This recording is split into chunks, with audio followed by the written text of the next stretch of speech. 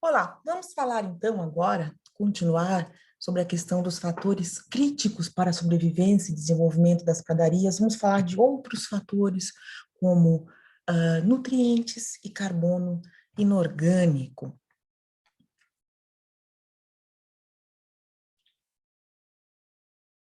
Então, as plantas de gramas marinhas, né, estão recebendo, então, luz solar, com atenuação da luz debaixo d'água, e utilizam carbono inorgânico, dióxido de carbono e bicarbonato também da água, liberam oxigênio na água, então participam, né, desse ciclo biogeoquímico do carbono, produzem carboidratos através da fotossíntese, que são conduzidos pelas plantas e liberados tanto na água quanto no sedimento.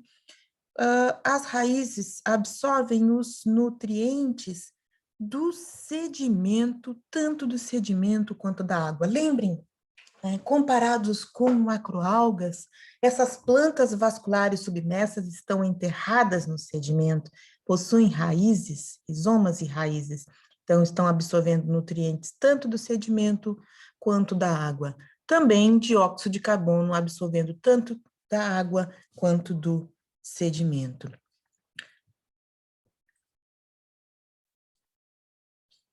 Para manter o crescimento, então, esses produtores necessitam de carbono inorgânico e nutrientes, como qualquer produtor primário, né, nutrientes como nitrogênio e fósforo principalmente. A forma preferida de nitrogênio, a mais rápida de ser captada, é na forma reduzida, né, de nitrogênio amoniacal, pois a captação de nitrato é energeticamente mais custosa e depende de fotossintaxe e reserva de carbono. Então, nós temos carbono inorgânico para fotossíntese, né, as gramas marinhas utilizam CO2 e bicarbonato para a produção principalmente de carboidratos, de nitrogênio, nitratos e nitrogênio amoniacal, que são o principal componente de aminoácidos e proteínas, e fósforo na forma de ortofosfato, né, fósforo inorgânico, que são o principal componente dos lipídios. Vamos ver aqui, então, lembrando o teor de nutrientes nas células e tecidos de produtores primários. Lembra do fitoplâncton? Da razão CNP, né, ou relação de Redfield do fitoplâncton? 106 para 16 para 1. O que significa isso? Né?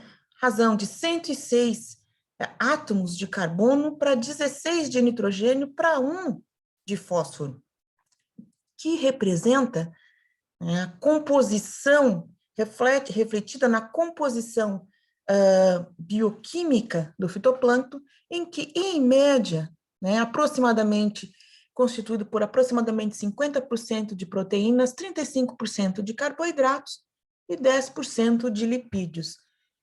Enquanto que para fanerógamas marinhas e grandes macroalgas, essa razão muda bastante. A gente tem uma razão de 530 para 30 para 1, ou seja, 530 átomos de carbono para 30 de nitrogênio e 1 de fósforo. E isso é em função da grande quantidade de estruturas, de massa estrutural, biomassa estrutural que possuem as fanerógamas marinhas. Rizoma, raízes, estruturas lignificadas, né, uma maior quantidade de carboidratos. Então, 30 a 40% do tecido das fanerógamas é constituído por carbono, de 1 a 45% de nitrogênio e entre 0,1 a 1% de fósforo, sendo refletido em 15% de proteínas, 80% de carboidratos e 5% de lipídios. Essas razões CNP dos produtores primários refletem as concentrações também relativas na água. E a concentração de carbono na água marinha é de 3 ordens de magnitude maior que o nitrogênio e os fósforos. Esses percentuais aqui se referem ao percentual do peso seco das algas e das plantas. Bom, As plantas, então, absorvem, né, o CO2, bicarbonato, oxigênio, nitrogênio e fósforo pela água, o aerênquima, né, leva o oxigênio à altura das raízes e rizomas, há uma camada de sedimento óxico, né, oxigenado, e a liberação do oxigênio na rizosfera, né, melhorando, então, esse ambiente para as raízes, porque, afinal de contas, estão enterradas num sedimento reduzido anóxico, que, inclusive, contém fitotoxinas, como compostos, né, de enxofre e de ferro. Como, então, que as pradarias participam, né, e contribuem nesse ciclo biogeoquímico da água e do sedimento? Lembrando aqui, né, a concentração relativa do carbono inorgânico dissolvido na água do mar.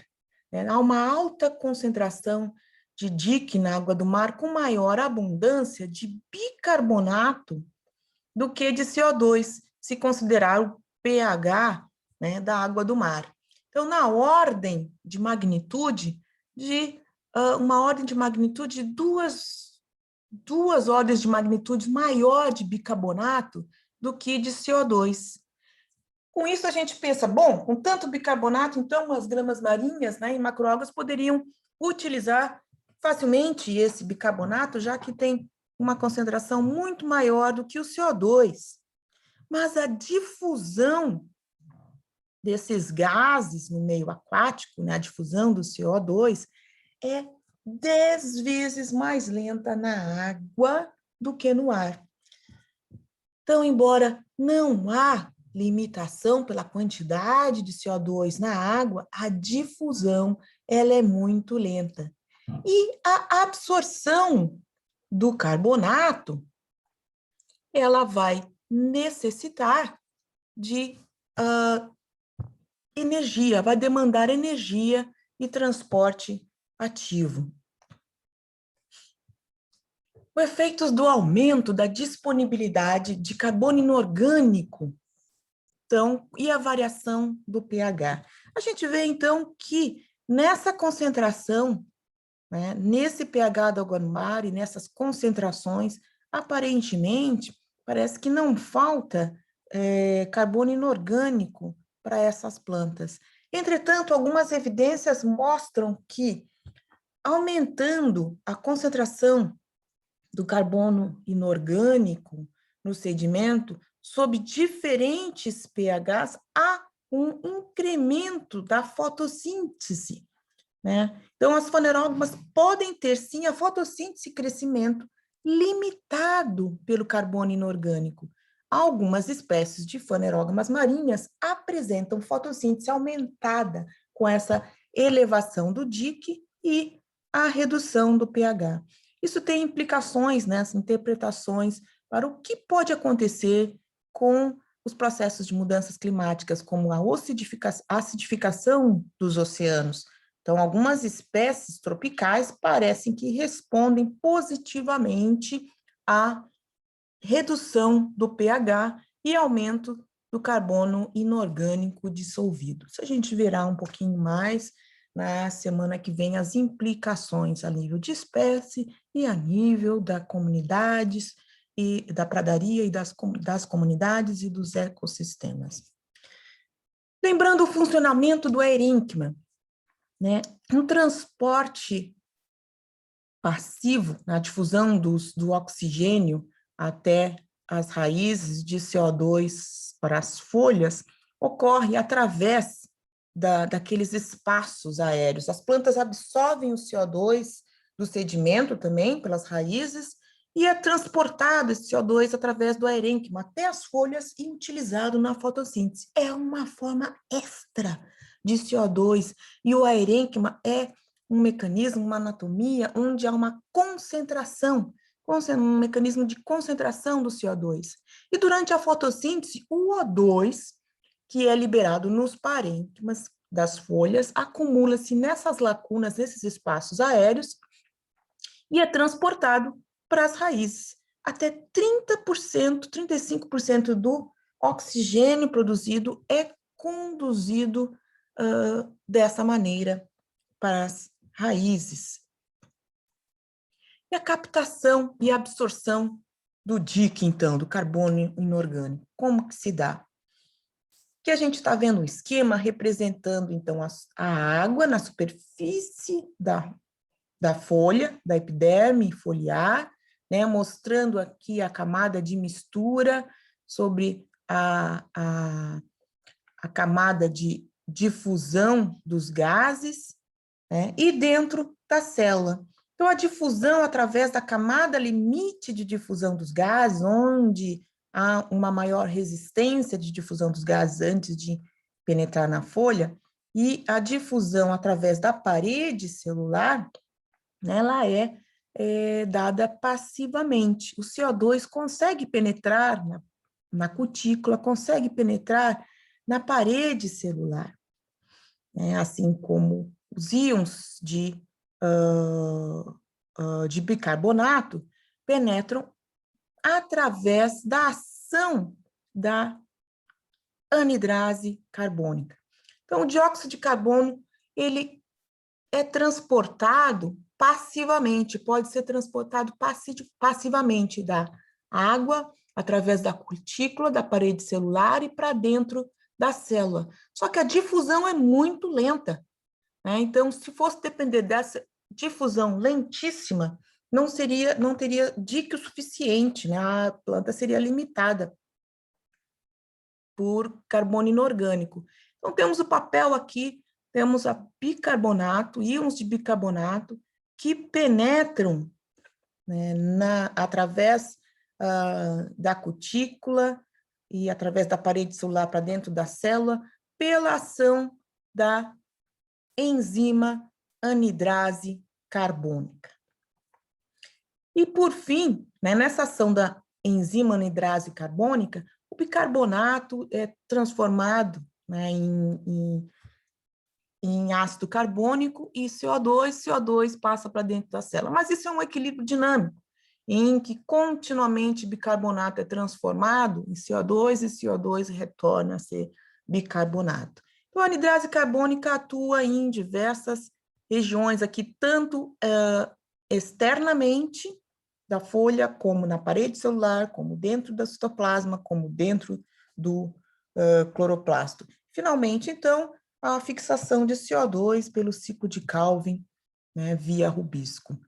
Então, os mecanismos de transporte do carbono inorgânico, do CO2 e do bicarbonato, né, na água, na parede celular e dentro da célula, que em maior detalhe, né, processos como outros processos como bombas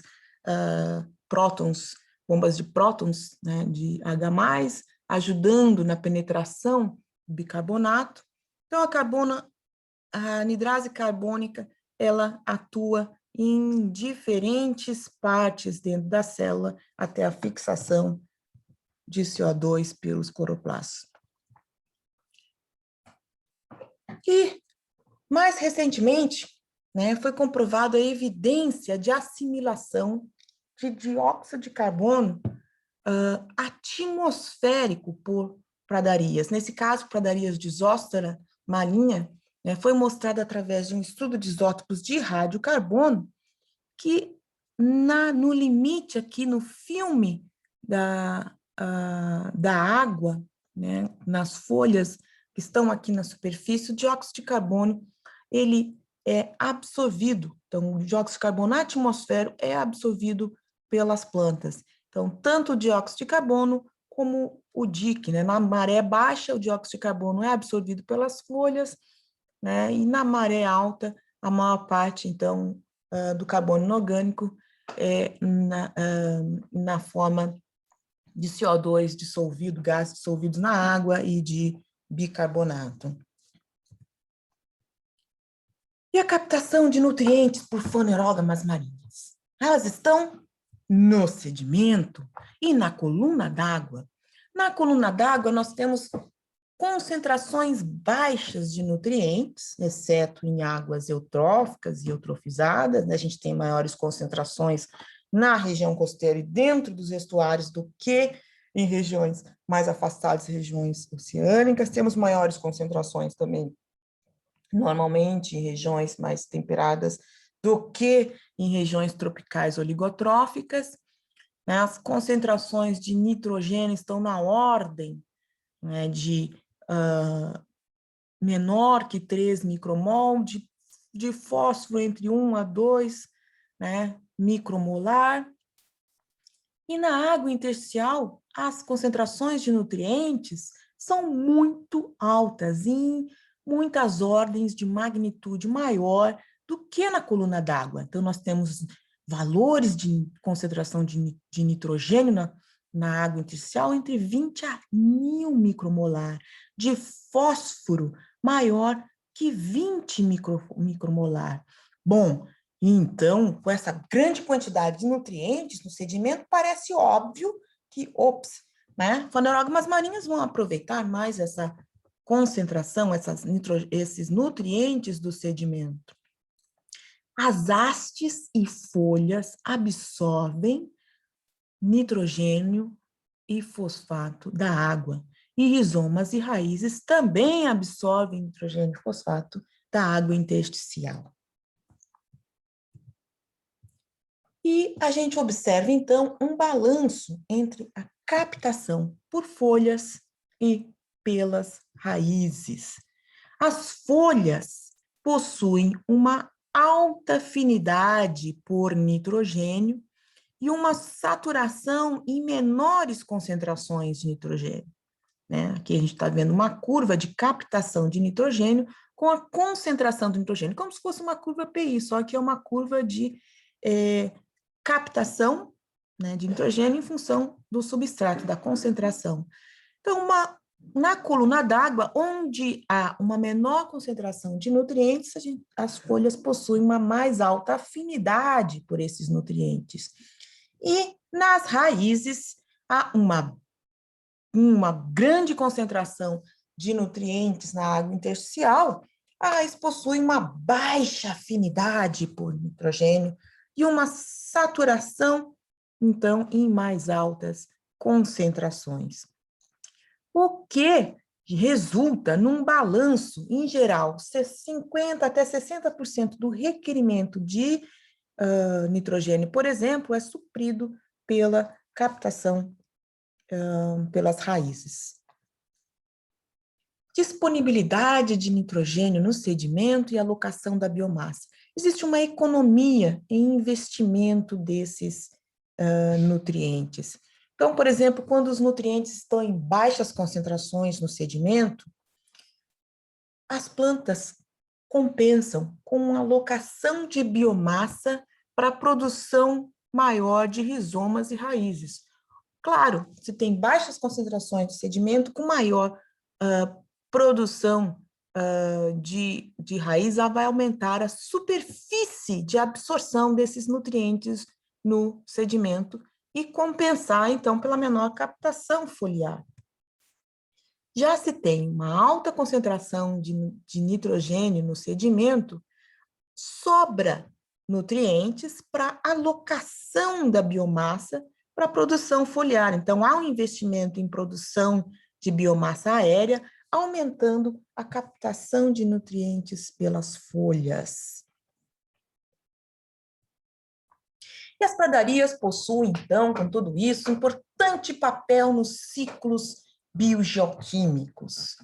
O papel dos sedimentos tem um importante papel na saúde das pradarias, mas as pradarias também têm um importante papel nos ciclos biogeoquímicos e na manutenção da saúde do sedimento. Então, as características do sedimento interferem na produtividade, na densidade, na biomassa, na saúde da pradaria, e a resposta, há um feedback entre a resposta de crescimento da produção primária da pradaria, modificando as condições do sedimento. Olha só, produtividade e ciclos biogeoquímicos nas pradarias. A gente está vendo aqui a representação, então, da liberação de nutrientes e penetração de O2 no sedimento, né, ao longo da profundidade das camadas do sedimento. Em poucos centímetros que estamos vendo aqui, ó, até 10 centímetros, a gente vê já um perfil de estratificação do oxigênio, do nitrato, do óxido de manganês, de compostos de ferro e de sulfato com a profundidade, né? As plantas fazem um papel, né, através da fotossíntese, produzindo matéria orgânica que é liberada pelas folhas, oxigênio que é liberado pelas folhas para a coluna d'água, nutrientes inorgânicos e CO2 são absorvidos. Esse material também é liberado nos sedimentos, então matéria orgânica e oxigênio é liberado tanto na coluna d'água quanto no sedimento. Há uma exportação dos detritos da pradaria, de epífitas, de partículas inorgânicas e de carbonatos. E nessa estratificação, né, desses compostos com a profundidade do sedimento, há um efeito, uma interferência das raízes, né, do metabolismo das raízes sobre a concentração desses compostos. Então, aqui num zoom, né, aumentando aqui como se fosse uma lupa, né, uma lente grande observando aqui a ponta das raízes, nós vamos ter ambientes, né, uma rizosfera, uma liberação de oxigênio na ponta das raízes que vai oxidar os compostos que estão aqui nessa região. A gente vai ver uma maior concentração de matéria orgânica particulada, né, mais distante das raízes, mas uma maior um domínio de matéria orgânica dissolvida na ponta das raízes, sendo liberada pelas raízes, né? Concentrações menores de nitrogênio e fósforo no entorno das raízes, já que esses nutrientes inorgânicos estão sendo absorvidos, né? Então, as pradarias, elas crescem nos sedimentos reduzidos, se beneficiando das altas concentrações de nutrientes, mas também sofrem com a anoxia e com a toxicidade desses sulfitos.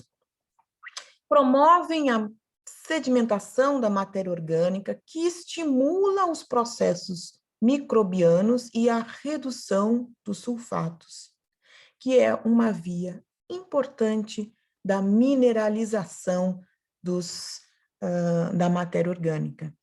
A liberação do O2 pelos rizomas e raízes oxigena a rizosfera e previne esses efeitos tóxicos dos sulfitos nas plantas.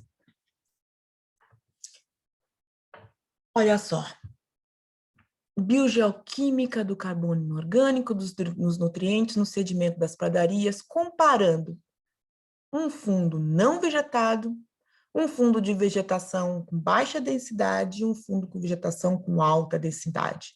Vemos aqui um perfil, né, com a profundidade do sedimento, até 15, até 20 centímetros de profundidade dentro do sedimento, o perfil do carbono inorgânico, do DIC, as concentrações de DIC, as concentrações de nitrogênio amoniacal e as concentrações do fósforo inorgânico.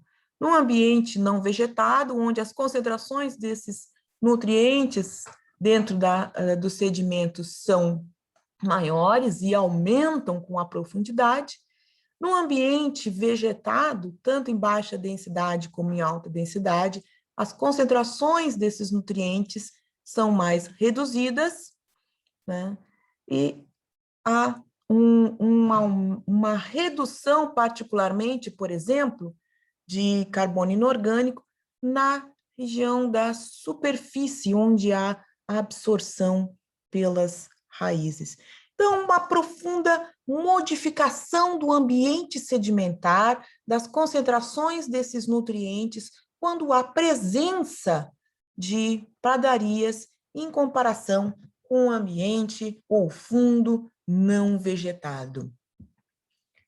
Fundo não vegetado, pradaria esparsa, com menos biomassa, comparado a uma pradaria mais densa, com uma maior quantidade de biomassa.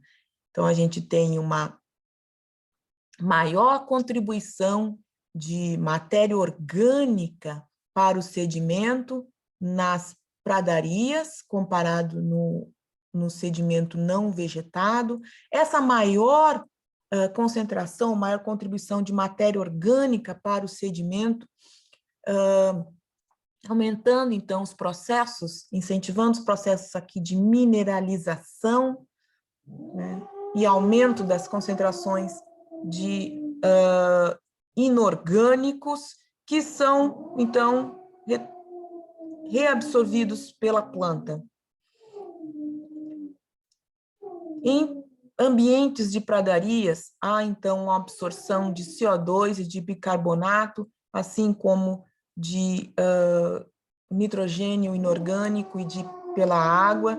Então, esses nutrientes são reciclados e utilizados e reduzidos as suas concentrações em presença das pradarias, né? Reduzidas as concentrações de CO2, e há, então, uma modificação, uma melhoria das condições do sedimento, pradarias densas.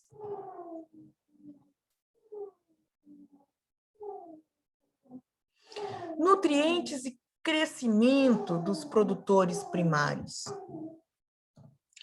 Lembram quando a gente passou sobre a razão CNP do fitoplâncton comparado com macroalgas e fanerógamas marinhas?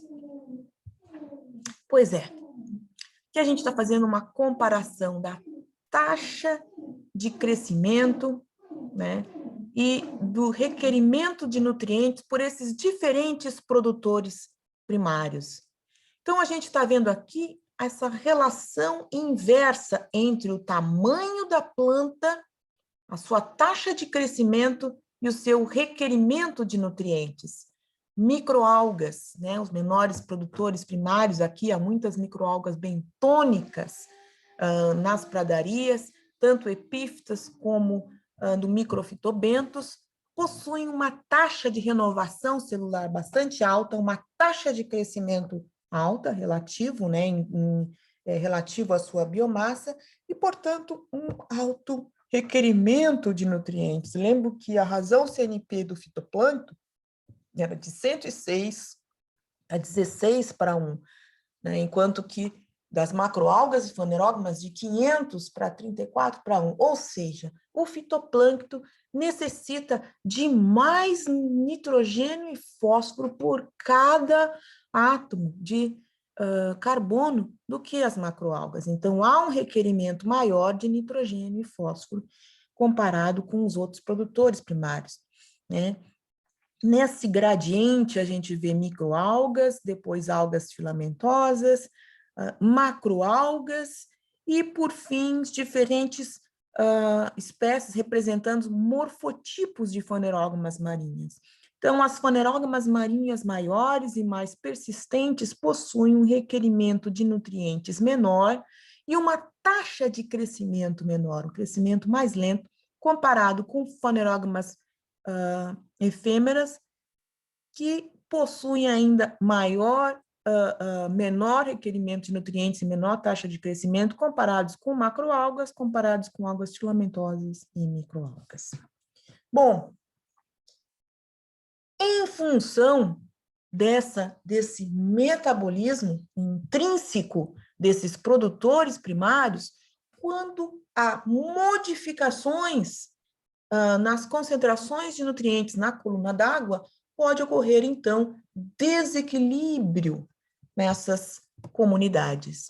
O incremento de nutrientes na coluna d'água estimula o crescimento excessivo, portanto, de algas oportunistas, seja por fitoplâncton, epífitas ou macroalgas, né? E isso, então, inibe a luz na superfície das folhas, né, na altura do dossel das folhas, reduz a fotossíntese das plantas, a competição por nutrientes também na altura das folhas, o excesso de algas epífitas, por exemplo, crescendo sobre as folhas, acelera a senescência e a decomposição, e na altura do sedimento, ao nível do sedimento, pode ocorrer anoxia e liberação dos compostos tóxicos do sedimento. Isso tem sido, esse processo tem sido um dos mais importantes sobre causando declínio das pradarias no globo. Então, as respostas das plantas marinhas ao aumento de nitrogênio depende das condições de crescimento, se elas são ou não limitadas por nitrogênio, depende da fonte do nitrogênio, se vem da água ou do sedimento, e das concentrações, e até da forma, por exemplo, de nitrogênio. Né? Altas concentrações de nitrogênio amoniacal são tóxicas para muitas plantas, comparado com mais alta, com NO3. Altas concentrações, aumento das condições de nutrientes na coluna d'água, são mais deletérias para as pradarias do que se aumentar as concentrações no sedimento. E nisso a gente pode ver um gradiente, né, que pode ser no espaço ou no tempo, gradiente espacial ou temporal, né, entre um fundo não vegetado, onde há limitação, onde as pradarias são limitadas por nutrientes, escassez de nutrientes, tanto na água quanto no sedimento, observado principalmente em regiões bastante oligotróficas e de granulometria mais grosseira, tareia com baixas concentrações de matéria orgânica no substrato. Um ambiente onde as pradarias têm limitação por nutrientes em regiões oligotróficas, então, nesse caso, há uma participação de fixação de nitrogênio atmosférico por cianobactérias, a extensão das raízes, inclusive, são mais, penetram mais no sedimento em função desse papel de cianobactérias e bactérias fixadoras de N2. O ambiente onde há ótimas concentrações de nutrientes no sedimento, então um ambiente ótimo para as pradarias, com pradarias mais densas. E se há um aumento excessivo da concentração de nutrientes na coluna d'água, então há uma limitação de luz sobre as pradarias pelo crescimento excessivo de algas oportunistas ou de macroalgas ou de epífitas, algas epífitas sobre as folhas. Dependendo do tipo de região costeira, né, se mais profunda ou mais rasa, vai haver uma substituição por fitoplâncton ou por um maior crescimento de algas epífitas e macroalgas em ambientes mais rasos. Até um impacto maior em que o excesso de nutrientes causa modificações no ambiente de tal forma que passam a ser praticamente irreversíveis, as pradarias são perdidas, né, mortas, e praticamente irreversível o processo.